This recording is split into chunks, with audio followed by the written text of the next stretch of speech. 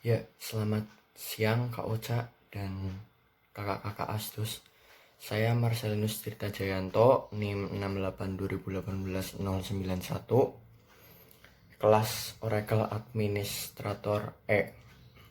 Di sini saya akan membahas project yang telah saya buat, yaitu tentang apotik.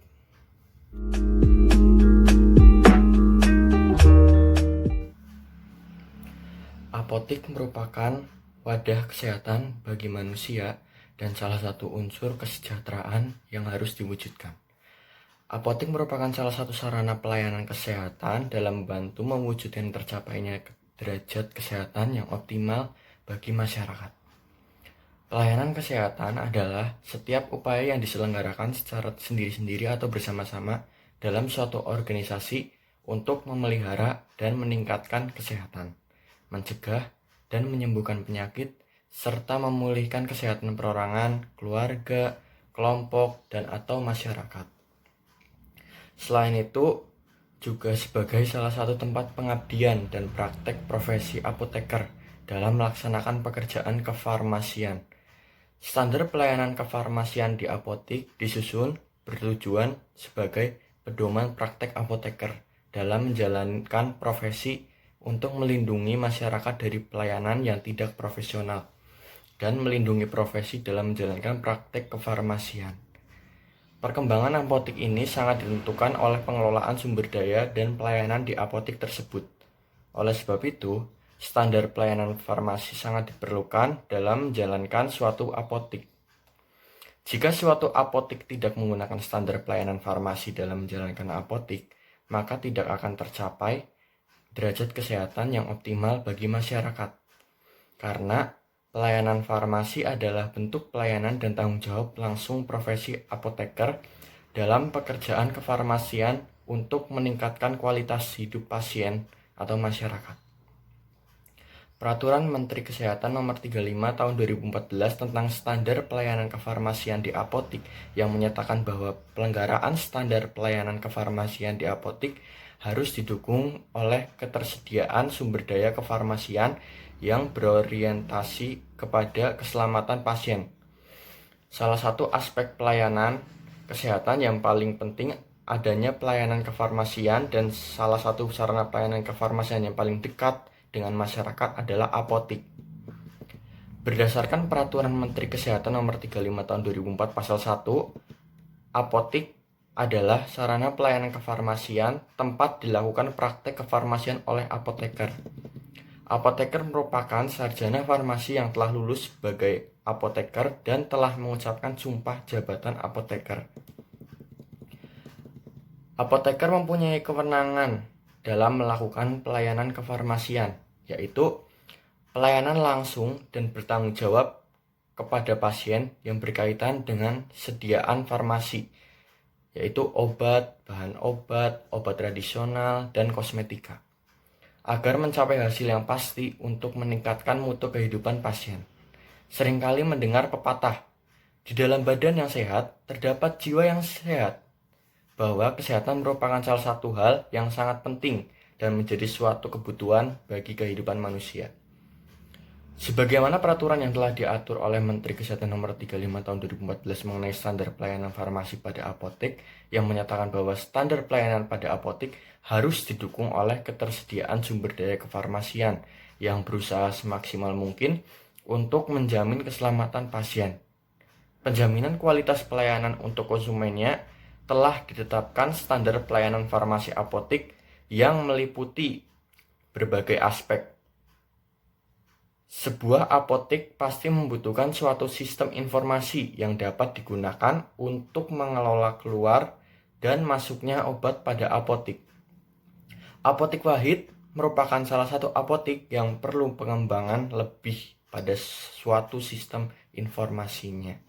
Jika dilihat seperti pada latar belakang di atas, rumusan masalah yang tepat untuk dibahas adalah pengembangan sistem informasi secara lebih lagi pada apotik Wahid dalam hal memberikan pelayanan seperti keluar masuk obat, jumlah obat, sistem jual beli, serta pelaporan pada pimpinan apotik. Tujuan utama apotik adalah sebagai wadah penyimpanan obat atas dasar resep dan berhubungan dengan resep serta pelayanan obat tanpa resep yang biasa dipakai di rumah secara aman. Manfaat apotik adalah: pertama, merupakan sarana farmasi yang telah dilakukan pengubahan bentuk serta penyerahan obat ataupun bahan obat. Kedua, sarana penyalur perbekalan farmasi yang harus menyebarkan obat yang perlu masyarakat secara merata.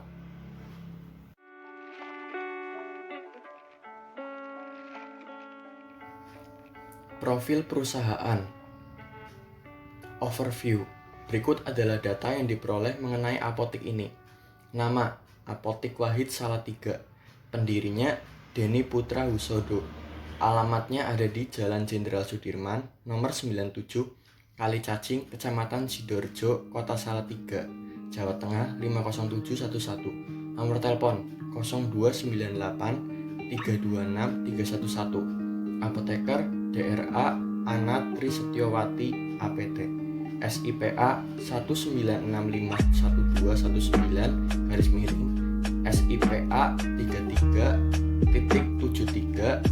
33-2012-2021. Berikut struktur organisasi. Proses bisnis dimulai dari konsumen menyerahkan resep ke kasir, lalu kasir mengecek ketersediaan obat yang ingin dibeli konsumen. Jika stok obat tidak tersedia, kasir akan memberitahu kepada konsumen bahwa stok obat sedang kosong. Tetapi jika stok obat tersedia, kasir akan menghitung harga resep yang dipesan. Jika konsumen setuju dengan harga, kasir membuat faktur jual dan menyerahkan resep obat. Di sini ada percabangan, yaitu resep dan faktur jual. Resep: apoteker menyiapkan obat, lalu menyerahkan obat kepada konsumen. Dan lalu konsumen menerima faktur dan obat. Percabangan faktur jual. Kasir membuat laporan penjualan, lalu laporan penjualan diberikan kepada pimpinan, dan faktur jual diberikan kepada konsumen, lalu konsumen menerima faktur dan obat.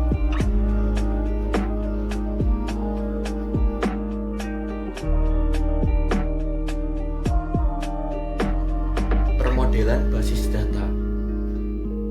ERD Logical. TB konsumen, berisi ID konsumen, nama konsumen, alamat konsumen, jenis kelamin konsumen, umur konsumen, dan nomor HP konsumen. TB resep, berisi ID resep, nama resep, tanggal resep, dan jumlah obat. TB apoteker, berisi ID apoteker, nama apoteker, alamat apoteker, jenis kelamin apoteker, dan nomor HP apoteker. TB jenis obat, berisi ID jenis obat, kategori jenis obat. TB obat, berisi ID obat, nama obat, tanggal expired obat, harga obat, dan stok obat. TB faktur, berisi nomor faktur, tanggal faktur, jumlah total faktur, pajak, total bayar. TB kasir, berisi ID kasir, nama kasir, alamat kasir, jenis kelamin kasir, dan nomor HP kasir. ERD relasional.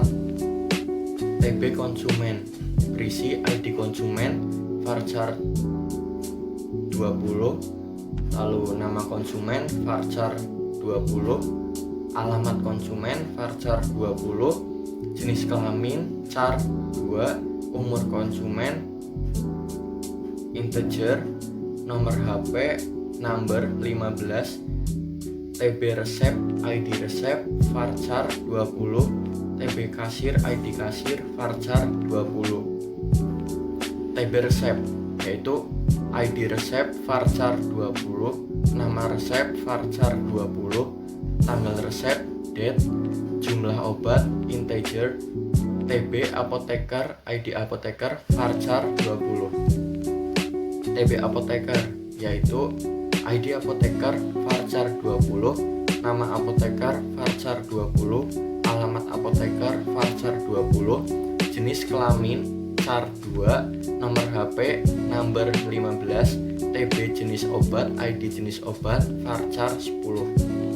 Lalu TB jenis obat, yaitu ID jenis obat, varchar 10, kategori jenis obat, varchar 20. Lalu TB obat, ID obat, varchar 220, nama obat varchar 20, tanggal expired date, harga obat integer, stok obat number 100, TB jenis obat, ID jenis obat, varchar 10.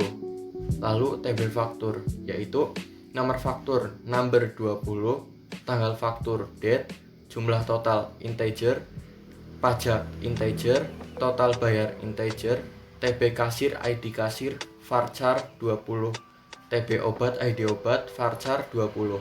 Lalu TB kasir, yaitu ID kasir, varchar 20, nama kasir, varchar 20, alamat kasir, varchar 20, jenis kelamin, char 2, nomor HP, number 15.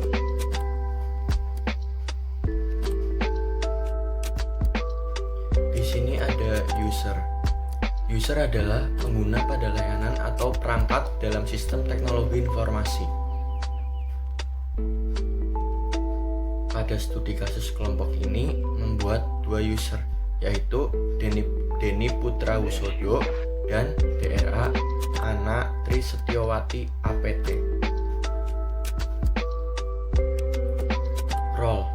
Role adalah sekumpulan name set of privilege. Operasi-operasi yang terdapat pada role adalah create, alter, dan drop. Satu operasi set untuk mengaktifkan ditambah dengan 2 operasi grant dan revoke seperti untuk privilege. Role dibuat untuk mempermudah pengelolaan privilege. Pada studi kasus kelompok ini membuat 2 roles, yaitu admin sebagai role utamanya dan apoteker sebagai role keduanya.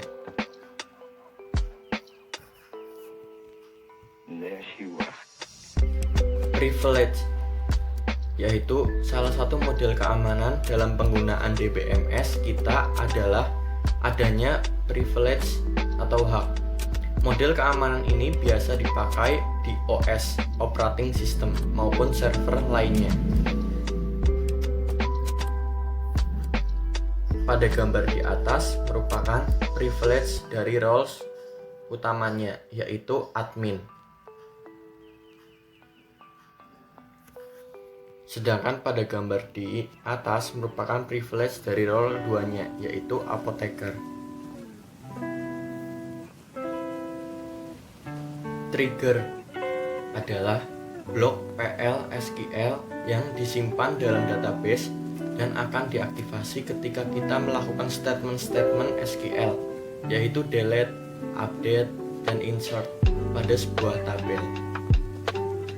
Pada gambar di atas, kelompok kami membuat 3 trigger, yaitu insert, update, dan delete. Flashback. Teknologi flashback merupakan revolusi untuk memperbaiki data secara mudah. Merupakan teknologi pada Oracle yang memungkinkan penggunanya untuk melakukan recover dengan cepat dan mudah. Pada studi kasus kelompok ini, seperti pada gambar di atas, bahwa flashback telah berhasil.